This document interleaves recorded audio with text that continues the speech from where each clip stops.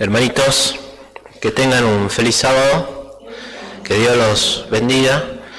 Siempre traten de recordar a mi padre en sus oraciones, porque ustedes sabrán que mi padre tiene a cargo a mi abuela.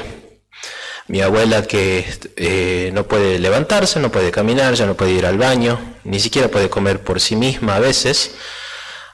Así que mi padre tiene que estar siempre atento a ella, siempre cuidándola. Ya debe estar viendo qué le da de comer. Así que cuando oren, acuérdense, ¿sí?, de que mi padre pueda seguir teniendo la fuerza de cuidarla a mi abuela y de que yo pueda estar allí también para ayudarlo. Hermanitos, dicho eso, yo estoy convencido de que ya no falta nada de que se cumplan las cosas que durante tanto tiempo venimos predicando. ¿Sí? No falta nada. Solamente hay que levantar la vista y hacer una vista panorámica al mundo. La gente del mundo, los inconversos, los ateos, todos opinan lo mismo. Estamos llegando a un evento importante en el mundo. Obviamente ellos no saben qué. Ellos, por medio de la ciencia y por medio de la economía, ellos están viendo, algo está por pasar. No saben.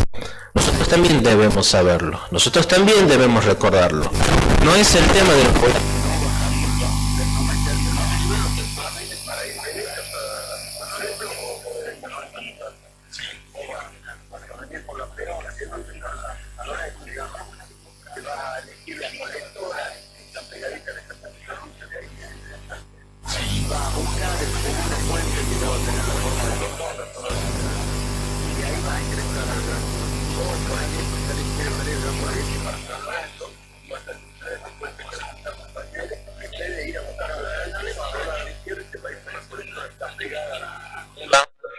Necesitamos alentarnos y consolarnos mutuamente. En esto dogmáticos que tienen que decir sí y es así, ¿no? Que ya está, donde Elena de White dice que es el tipo de zarandeo, ¿sí? Donde los hijos de Dios, iban a estar cabizbajos, con el rostro muy angustiado porque están luchando en sus vidas diarias para ser fiel a Dios. El diablo no los deja en paz. Y también ese tiempo en el que la iglesia, como decía, que parece que está por caer, pero que al final no caerá, porque dentro de poco va a venir el gran refrigerio, que los estudiosos saben que es la lluvia tardía. Entonces, siendo que estamos en un tiempo de gran angustia y zarandeo y peligro, necesitamos alentarnos y consolarnos mutuamente. Las tentaciones de Satanás son ahora mayores que nunca, pues sabe que le queda poco tiempo y que muy luego cada caso será decidido para vida o para muerte. O sea, mi caso, mi vida. No es ahora el momento de dejarse vencer por el desaliento ni de sucumbir bajo la prueba. Todos estamos bajo prueba siempre. Debemos sobreponernos a todas nuestras aflicciones y confiar plenamente en el todopoderoso Dios de Jacob. Es muy interesante que diga el Dios de Jacob, porque Jacob, ¿qué dijo? No te soltaré hasta que me bendigas. No lo soltemos al Señor ahora que las cosas se están poniendo cada vez más difícil. Y termina la cita: el Señor me ha mostrado que basta su gracia para resistir todas las pruebas, y aunque éstas sean más duras que nunca, si tenemos absoluta confianza en Dios, podremos vencer todas las tentaciones y por su gracia salir victoriosos. ¿Creemos en eso? Amén, hermanitos, porque Dios dice, bástate de mi gracia. Y es que sí, hermanos, tenemos una lucha terrible. Vamos a ir abriendo la Biblia. Vamos a ir al libro de Gálatas. Si alguno se cruza con un cristiano y este cristiano está cabizbajo, está estresado, está con ansiedad, está cansado, no es novedad. No es novedad porque estamos en una lucha terrible. Y en el libro de Gálatas, en el capítulo 5, vamos a ver que nosotros tenemos una lucha terrible todos los días. Yo sigo a muchos cristianos por las redes sociales y veía a uno postear en estos días decir que está cansado, está estresado porque parece que la lucha no termina, y es que es una lucha interminable, hermano, hasta que Cristo diga, hasta aquí, bien hecho, siervo fiel, como Job que tuvo una tentación, una prueba de la más terrible que hay. Y nosotros también tenemos una lucha terrible, hermanitos. En Gálatas capítulo 5, nosotros leemos versículos 16 y 17, tenemos una lucha terrible, en primer lugar por esta razón. Digo pues, versículo 16, andad en el Espíritu y no satisfagáis los deseos de la carne, porque el deseo de la carne es contra el Espíritu, y el del Espíritu es contra la carne, y estos se oponen entre sí para que no hagáis lo que quisierais. Básicamente, como cristianos tenemos una lucha terrible porque somos carne también, ¿sí? Porque nosotros, cuando nos bautizamos y aceptamos el Evangelio, Cristo implanta en nosotros esa naturaleza espiritual de decir, yo ahora quiero ser fiel a Cristo y lo amo, pero no anula mi carnalidad todavía. Por eso Pablo está queriendo explicar aquí, hermanitos, aprendan a alimentar el espíritu, porque tenemos una lucha dentro nuestra, esa dicotomía que yo le decía al Señor, qué angustiante tener esta dicotomía dentro de mí, que por un lado está mi carne que quiere pecar, que quiere apartarse de ti, y por el otro lado está el espíritu que me dice, no lo hagas, sé fiel. Y realmente a lo largo de mi caminar cristiano me voy dando cuenta cuán hermoso es aceptar la voz del Espíritu y cuán angustiante y terriblemente doloroso es aceptar el deseo de la carne. Solamente alguien que lleva unos cuantos años en este caminar cristiano se puede dar cuenta de que Dios tiene razón cuando dice no lo hagas porque te va a causar mucho dolor y mucha tristeza. Y qué lindo que es cuando uno obedece al Espíritu, cuando uno dice, no Señor, yo te voy a ser fiel, y y va descubriendo que los caminos de Dios, hermanos, son extraordinariamente pacíficos y tienen un terrible sentido de amor para cuidar mi corazón. Pero hay que aprender. Entonces tenemos esa lucha. Por un lado tenemos nuestra carne, nuestra debilidad, que no nos quiere dejar ser fiel a Dios.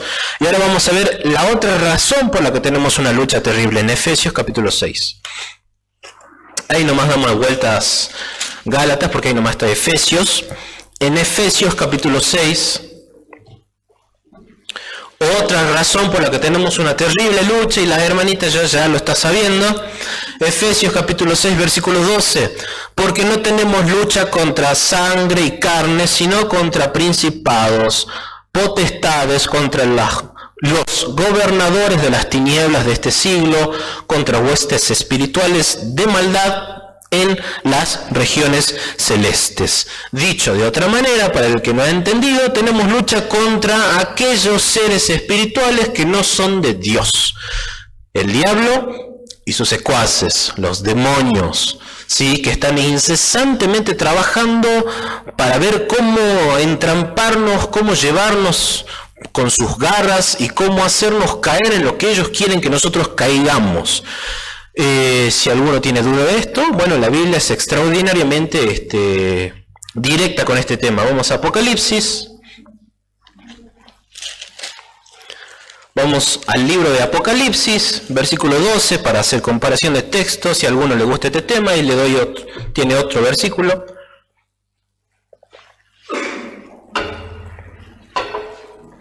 Apocalipsis capítulo 12, ya lo deben conocer el versículo. Apocalipsis 12, 9, 10 y 17. Y fue lanzado fuera el gran dragón, la serpiente antigua que se llama Diablo y Satanás. Y atento acá, el cual engaña al mundo entero. Y anoche le decía yo a Mauricio, que siempre nos reunimos en un grupo pequeño los viernes de la noche, anoche yo le decía, le leí este versículo, el cual engaña al mundo entero menos a mí que soy adventista del séptimo día. ¿No es así? No. Cuando dice al mundo entero, a mí también me puede engañar. No estoy exento de ser engañado. Y dice, fue arrojado ¿a dónde? A la tierra, y sus ángeles fueron arrojados con él. O sea, ¿dónde está Satanás? En la tierra, donde vivimos nosotros. Obviamente en otra dimensión donde no los podemos ver, no los podemos, y gracias a Dios no los podemos ver, pero está. ¿Sí? Pueden que estén en la iglesia, en mi casa, en mi trabajo, a donde yo voy caminando, por donde no paso, por donde paso, allí están. Porque son millones de millones. Versículo 10. Ahora, tranquilo, no es para morirse de miedo, pero es la verdad. Versículo 10. Entonces oí una gran voz en el cielo que decía, ahora ha venido la salvación, el poder y el reino de nuestro Dios y la autoridad de su Cristo, porque ha sido lanzado fuera el acusador de nuestros hermanos, el que acusaba delante de nuestro Dios día y noche. O sea, Satanás acusa y se toma un descansito. No, dice que lo hace día y noche. Todo el tiempo está elucubrando, todo el tiempo está trabajando él y sus ángeles. ¿Para qué? Para acusarnos, para molestarnos, para llevarnos por los caminos que él quiere que transitemos, ¿sí? Y leemos el versículo 17, y lo hace ¿por qué? Especialmente contra quién lo hace. Entonces el dragón se llenó de ira contra la mujer y se fue a hacer guerra contra el resto de la descendencia de ella, los que guardan los mandamientos de Dios y tienen el testimonio de Jesucristo. Nosotros tenemos que entender esto, hermanitos. Satanás está aquí en la tierra con todos sus demonios y molestan a las personas para hacerlas pecar, para llevarlas, para engañarlas, pero tiene una hazaña especial contra los que tienen el testimonio de Cristo y guardan sus ¿qué? Sus mandamientos, o sea, contra la iglesia de Dios. Básicamente contra mí. Si yo me identifico con ese pueblo, tiene una hazaña especial conmigo. Entonces va a buscar atacarme con más ahínco, con más fuerza, con esfuerzo reforzado. Ahora, hermanos, esto es para que como decía hace rato, para que nos muramos de miedo. No, ya vamos a ir avanzando en el sermón, que no es ese el propósito.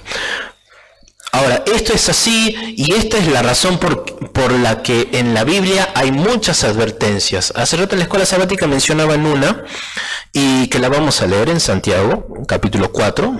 Vamos al libro de Santiago. Vamos entendiendo, hermanitos. Tenemos una lucha terrible como cristianos, así que estar estresados y cansados es normal, ¿sí? Por eso, como leíamos la cita de Elena de White, alentémonos, consolémonos, porque estamos en un tiempo de prueba terrible y Dios está probando en el zarandeo a ver quién permanece y quién no permanece, ¿sí?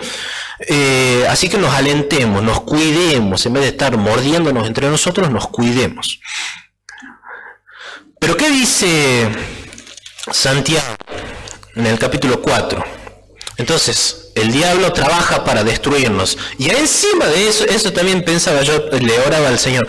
Señor, además de que encima yo soy débil y tengo la carne, encima andan por todos lados unos seres súper poderosos y súper malvados que me persiguen y saben cómo atacarme. Parece que tenemos todas las de perder, la verdad. Pero ya vamos a ir viendo a lo largo del sermón otra cosa. En Santiago capítulo 4, versículo 7, dice nuestro querido apóstol: someteos pues a Dios, resistid al diablo y huirá de vosotros. Es una pequeña luz de esperanza para aquel que se siente asediado por el diablo todo el tiempo, ¿sí? Pero vamos a hacer una aclaración, vamos a desmenuzar el versículo. ¿Qué dice primero que tenemos que hacer? Someteos a Dios. Y de ahí entonces resistir al diablo. Claro, yo no puedo resistir al diablo y a sus engaños y a sus ataques sin Dios. No puedo, ¿sí? Por eso Cuando leímos en Apocalipsis, hemos leído que el diablo engaña a ¿cuántos?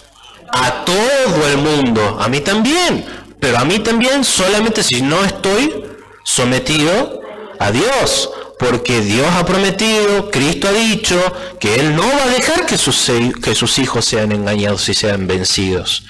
Pero hay que hacer esa partecita, someterme a Dios para resistir al diablo. ¿Y qué es someterme a Dios? Bueno, es obedecerle, ya lo saben. Mateo capítulo 16, versículo 24. Vamos a Mateo, rapidito lo vemos al versículo.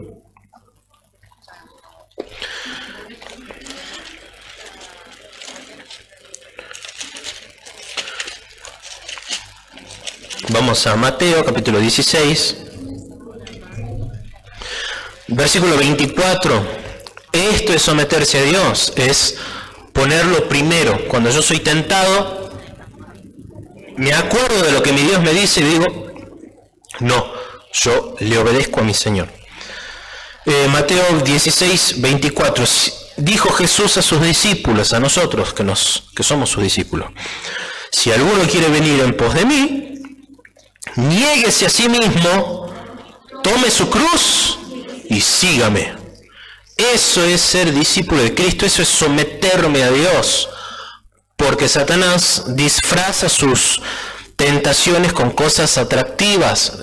Siempre van a ser muy atractivas, siempre van a ser muy llamativas, y en un momento yo voy a pensar, pero si no hago eso, me voy a vivir aburriendo. Pero Cristo dice, pero si querés venir en pos de mí, niégate a ti mismo. O sea, sacrifica tu manera de ver las cosas, sacrifica tus gustos, tu vida, para venir en mí.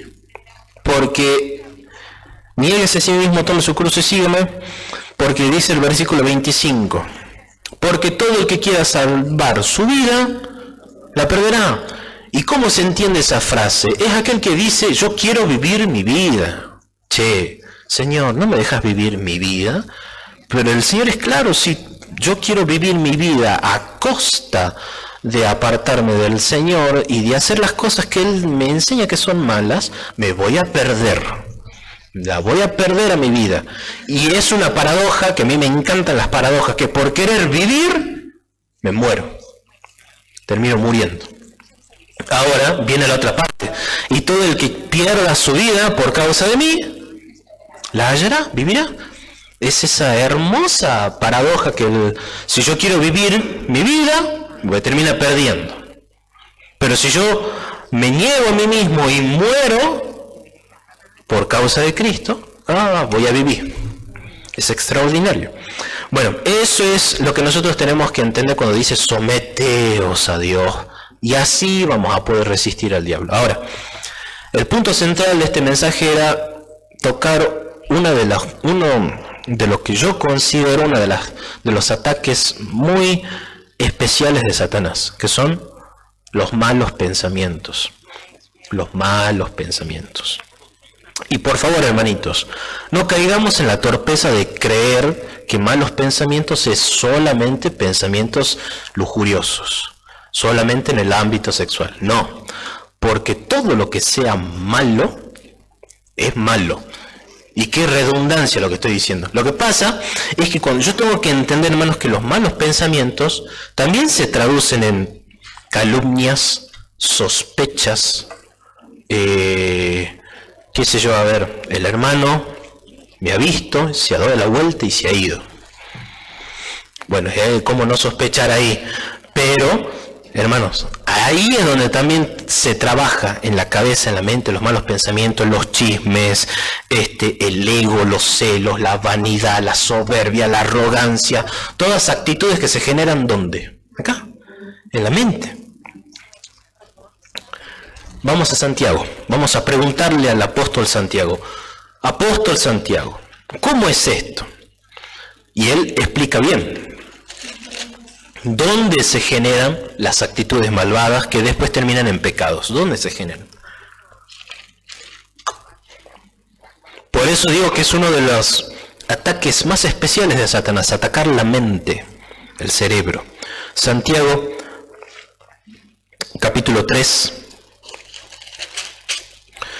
versículo 13 en adelante.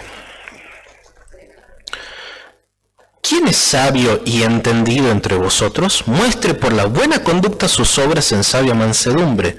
Pero si tenéis celos amargos, o sea, amargura también, esa persona que vive amargada, y contención en vuestro corazón, no os jactéis ni mintáis contra la verdad, porque esta sabiduría no es la que desciende de lo alto, sino terrenal, animal, diabólica.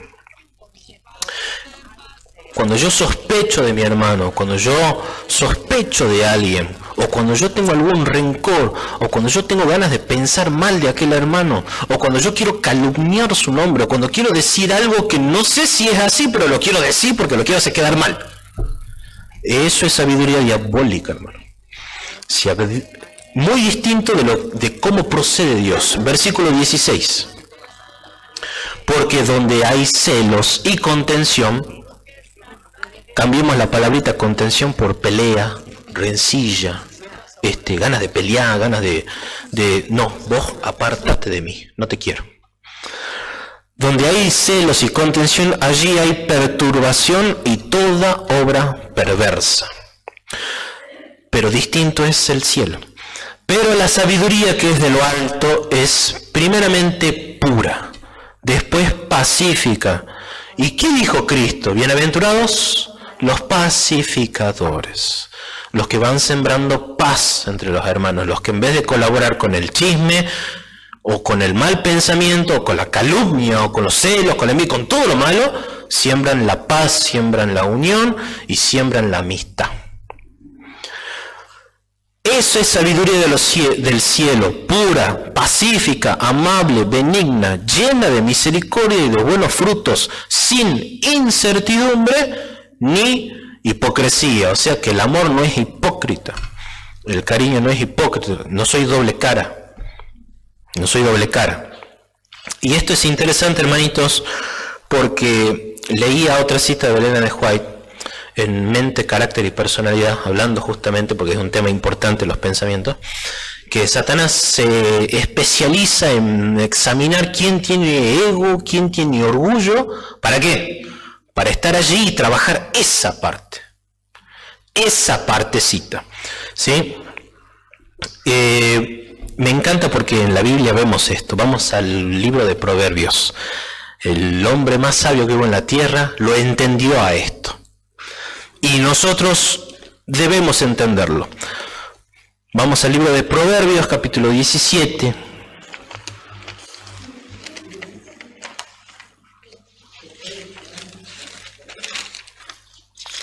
¿Qué dice Salomón? Proverbios 17.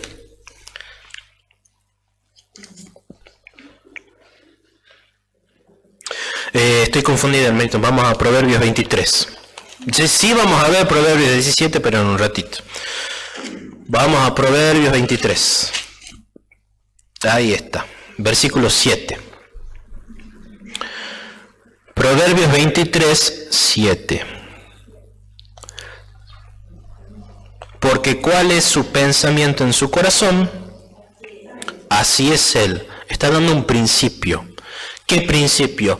Que de acuerdo a los pensamientos que nosotros tenemos, así somos.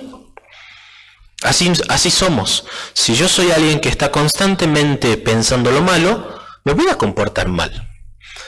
Y eso es lo que queríamos, lo que no queríamos, sino lo que debemos entender, para entender cómo el diablo también trabaja la mente.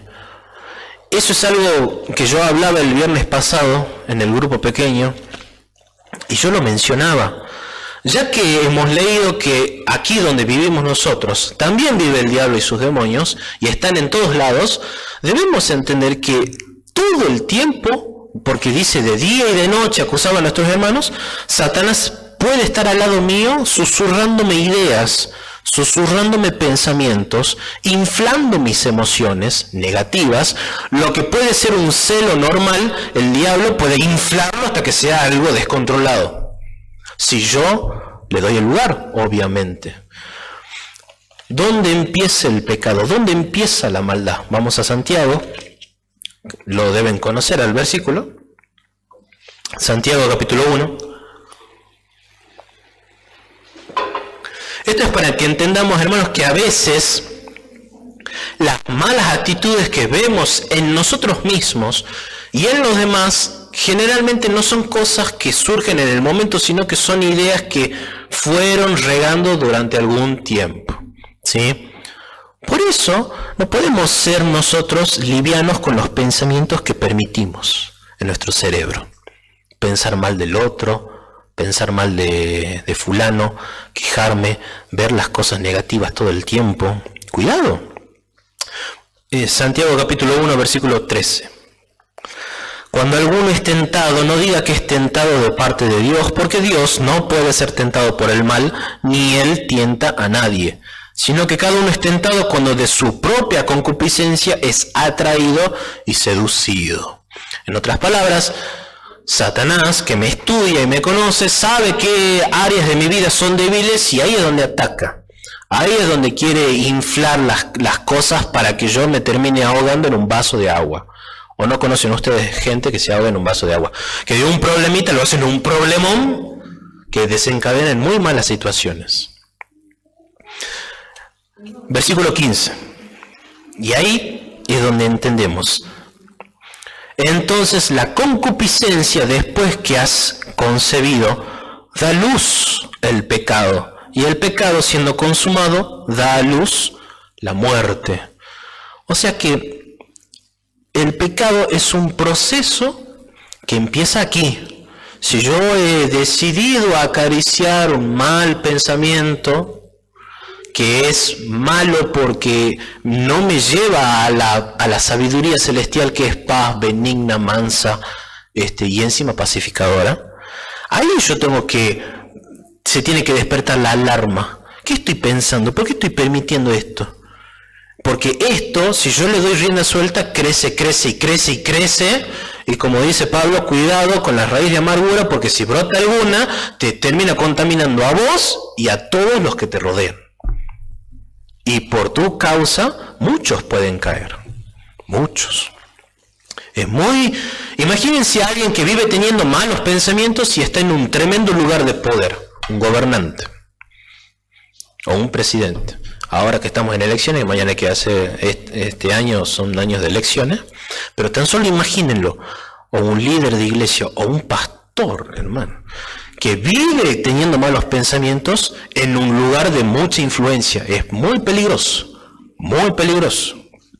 Igual nosotros en nuestros hogares, con los malos pensamientos, podemos ser una terrible influencia para los demás.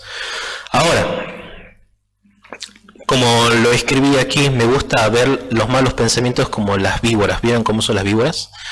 Que las víboras, claro, pican, muerden, pero ¿cuál es su principal característica? Que son rápidas, son rapidísimas.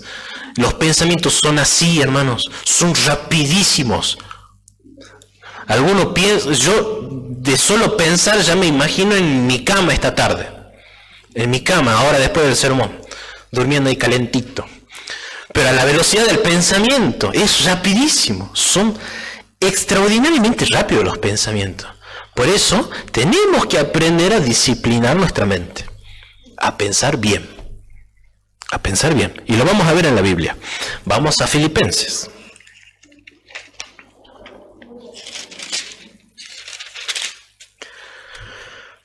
Por eso, hermanitos, cuando veamos a alguien caer, podemos pensar y darnos cuenta que ese hermano hace mucho tiempo venía cosechando malos pensamientos.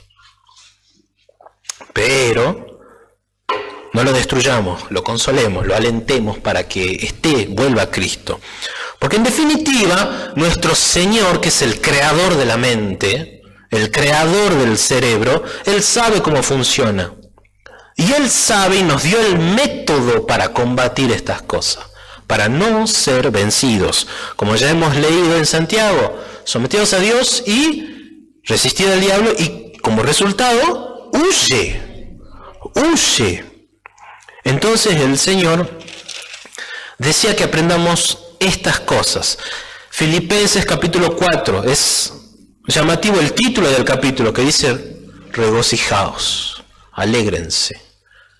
Vemos que Ya en el título el Señor quiere que aprendamos algo importante. Que aprendamos a regocijarnos y a alegrarnos en Él. Filipenses capítulo 4, hermanita. Sí, el capítulo 4. Capítulo 4, versículo 4. ¿Qué dice? En mi versión dice, regocijaos en el Señor siempre. Otra vez, regocijaos. Es que no hay cosa, hermanos, más poderosa para vencer al mal que la alegría, que la gratitud, que el optimismo. Artículos científicos dicen que el sonreír, por el simple hecho de sonreír, genera mucha dopamina. Y la dopamina es como un anestésico a los dolores del cuerpo. Por eso no es en vano cuando leemos en Proverbios 17:22, y ahora sí vamos a Proverbios 17:22.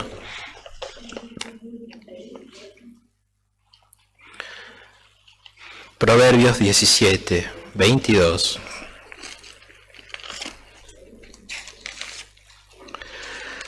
No es, y miren, hermano, esto lo dice Salomón. Esto es para que vamos entendiendo la sabiduría que tenía Salomón, que Dios le ha regalado. Proverbios 17:22. ¿Cómo dice?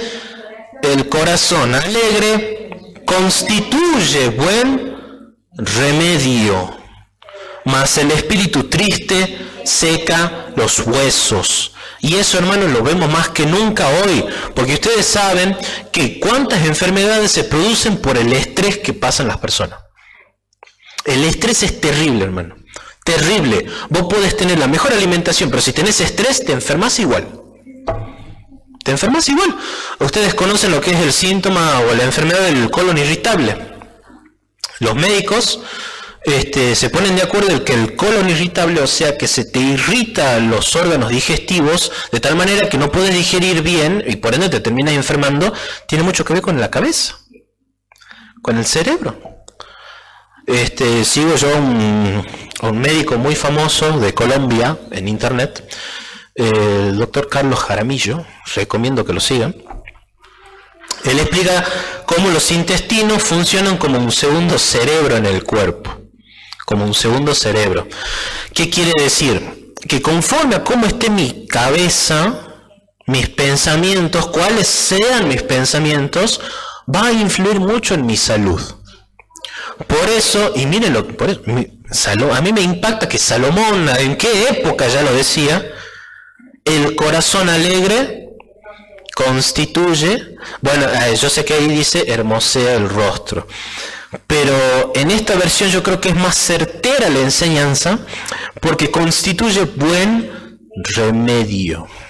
Buen remedio. Y es verdad, hermanos, uno cuando sonríe genera dopamina y eso actúa como un gran desinflamatorio de las dolencias del cuerpo. ¿Verdad? Entonces, volvamos a Filipenses. No es extraño entonces que el consejo de nuestro querido Señor a través del apóstol Pablo sea regocijaos, alégrense en el Señor siempre. Siempre decimos. ¿Cuántas veces? Siempre. ¿Cuántas veces? Siempre. Regocijaos en el Señor siempre. Otra vez, regocijaos. Y el versículo 8. Claro, capítulo 4, versículo 8. Por lo demás, hermanos, todo lo que es verdadero, todo lo honorable, todo lo justo, todo lo puro, todo lo amable, todo lo que es de buen nombre, si hay virtud alguna, si algo digno de alabanza en esto pensado. Para quienes están escuchando el sermón vía internet, Se estarán preguntando, ¿qué pasó que se ha quedado mudo el... No es que se quedó mudo el video, es que lo que dice la hermanita no se escucha en el video, pues no está hablando el micrófono. Así que lo vuelvo a leer al versículo. Gracias, hermanita, por haberlo leído. Porque ¿cómo dice? Hermanitos, ustedes hagan de cuenta que Pablo nos está hablando a nosotros directamente, porque nos está hablando directamente. Por lo demás, hermanos, todo lo que es verdadero, todo lo honesto, todo lo justo, todo lo puro, todo lo amable, todo lo que es de buen nombre, si hay virtud alguna, si algo digno de alabanza, en esto pensá. Se puede disciplinar la mente, se puede educarla para que se acostumbre a pensar en lo bueno. Porque si yo educo a mi mente a pensar en lo bueno, mis obras posteriormente serán buenas. Mi actitud será buena, incluso mi salud va a mejorar. Mi salud. O sea, yo lo noto, yo lo veo como la palabra de Dios hablándole a aquel, porque hermanos, ustedes sabrán que hoy los jóvenes, los adolescentes sufren muchísimo de ansiedad, muchísimo, y es terrible, y yo sufro por ellos, porque yo sé lo que es que te invaden los malos pensamientos y no saber qué hacer. Es terrible. Y ahí está el Señor te está diciendo, tranquilo, se puede educar la cabeza, se puede educar los pensamientos. No es fácil, pero es como la disciplina. Es como cuando uno va al gimnasio. Yo que voy al gimnasio llego a faltar un cierto tiempo largo y mis músculos ya se empiezan a poner flácidos. Pero si voy y persisto, se genera firmeza. Bueno, así la mente se puede educar. Y es más, yo creo que es un deber educar nuestra mente. Es un deber. Es un deber que aprendamos a gozarnos en Cristo. Ahora, a mí me gusta porque el versículo 4 dice, regocijaos en ¿quién? En el Señor. Y no tenemos muchísimos motivos para estar alegres en Cristo Jesús. Y por lo que hizo Cristo Jesús. Y aquí estamos llegando a lo más impresionante que a mí me gusta de lo que el Señor me ha ayudado a entender y a armar este mensaje. Mirar a Cristo. Mirar a Cristo. Vamos a Juan, capítulo 12. Mirar a Cristo con los ojos de la fe.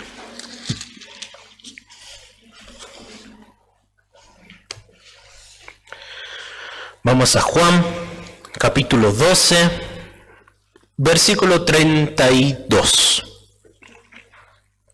Dice Cristo, y yo, si fuere levantado de la tierra, a todos atraeré a mí mismo.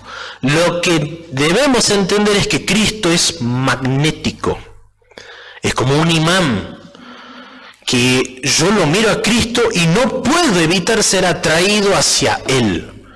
Y por ende su salvación me llega y me completa y me salva.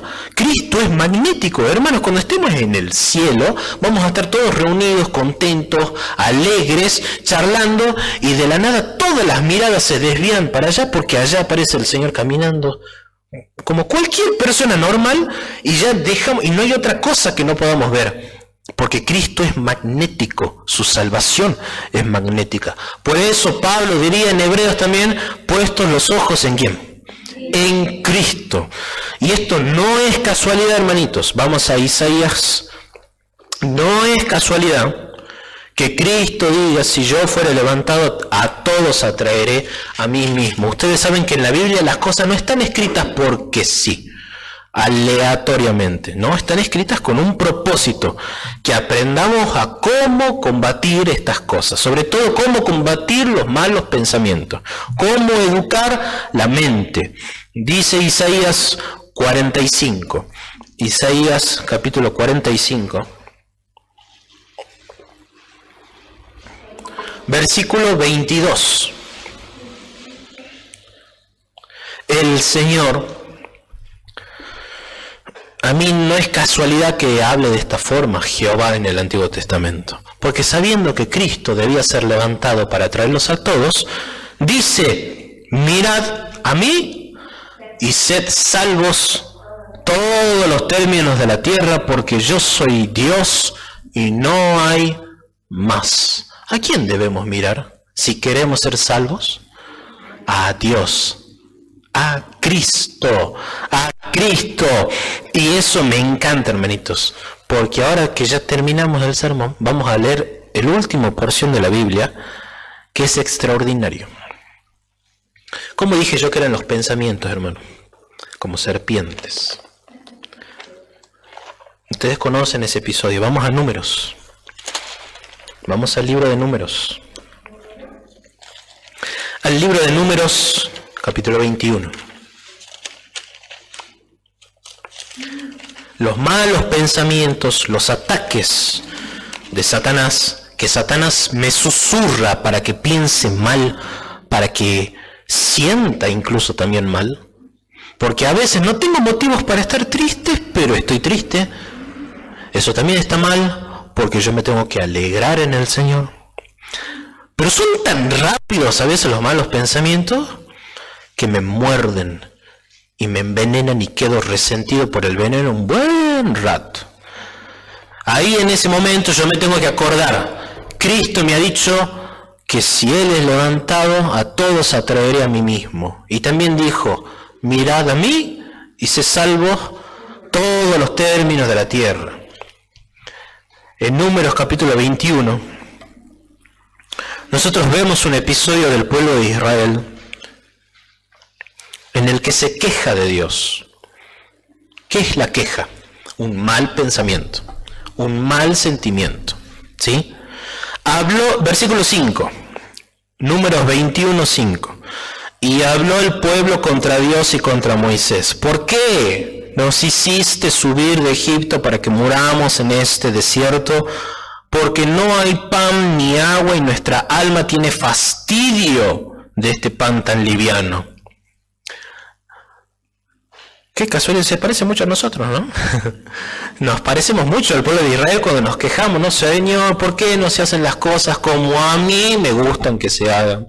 Señor, ¿por qué la vida no es como yo soñé que sea? Señor, ¿por qué el cristianismo no es como a mí me gustaría que sea? Y nos vivimos quejando y nos quejamos y nos quejamos. Señor, ¿por qué aquel no se comporta como yo quiero que se comporte? Y empezamos, ¿no? Y así empieza la queja, y así empieza la calumnia, y así empieza la amargura, y me termino amargando yo, y termino amargando a todos a mi alrededor, y ya el diablo ha logrado su objetivo, ha triunfado. Versículo 6. Y Jehová envió entre el pueblo serpientes ardientes que mordían al pueblo, y murió mucho pueblo de Israel. Claro, empezaron a sufrir.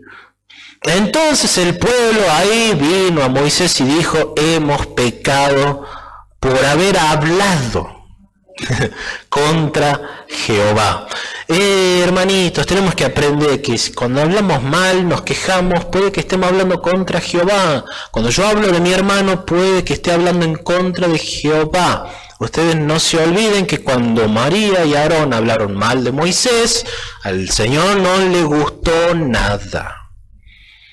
Y la castigó por a la María, bueno, no es que la destruyó, sino que le dio un castiguito para que reaccione, pero lo que es un castiguito para el Señor, para nosotros es un castigote, porque la dejó leprosa durante 7 días. Entonces entendamos, hermanitos, no nos quejemos, no cedamos a los malos pensamientos. ¿Y cómo vencemos? ¿Cómo vencemos? Bueno, ¿cómo termina esta historia? Hemos pecado por haber hablado contra Jehová y contra ti. Ruega a Jehová que quite de nosotros esta serpiente. Señor, acepté los malos pensamientos y ahora no me los puedo sacar. ¿Cómo hago, Señor? Por favor, sálvame, sálvame. Y Jehová dijo a Moisés, hazte una serpiente ardiente y ponla sobre un asta. Y cualquiera que fuere mordido y mirare a ella, vivirá. Como Cristo nos ha dicho. Miradme a mí y sed salvos todos los términos de la tierra. ¿Qué tengo que hacer yo? Lo que dice el versículo 9. Moisés hizo una serpiente de bronce y la puso sobre un asta, y cuando alguna serpiente mordía a alguno, miraba la serpiente de bronce, la que había sido levantada, ¿y qué pasaba? Y vivía. Obviamente, no es que es solamente mirar, sino que es mirar con fe. Mirar con fe de que esa serpiente de bronce me iba a salvar. Porque esa serpiente es un símbolo de Cristo. Es un símbolo de cómo Cristo salva a todo aquel que lo mira a Él por fe.